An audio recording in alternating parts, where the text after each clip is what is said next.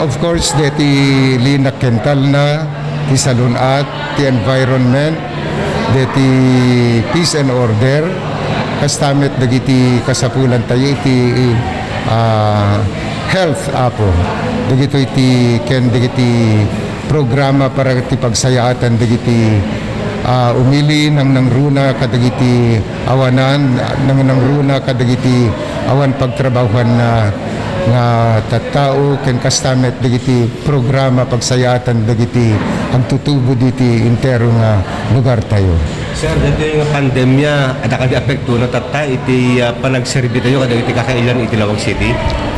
So far as a lawyer ket uso sa rekmet deti profession ko agserbi kadagiti umilit diti syudad ti Lawag ket ikarkarigatan tinumutubiyang lumampayada deti pandemya apo ket tuloy-tuloy nga maited iti serbisyo para kadagiti kalugaran tayo ti saan laeng diti Lawag City no di ket intero nga probinsya ti Ilocos Norte. Ngem tuloy-tuloy meta po nga suruten tayo dagiti paganurutan nga inyatnag iti IATF, the City Government of Lawag and the Provincial Government of Ilocos Norte. Sir, kay mensahe tayong kadagiti kakailan iti Lawag City, sir.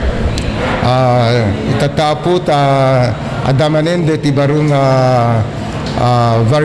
variant iti COVID sapay kumata tuloy-tuloy tayo nga suruten dagiti paganurutan nga inyatnag iti IATF ken ti gobyerno tayo. Kastamet nga tay panagusar iti face mask, face shield, deti sana pa nang sagsagid deti mouth, nose, and eyes tayo.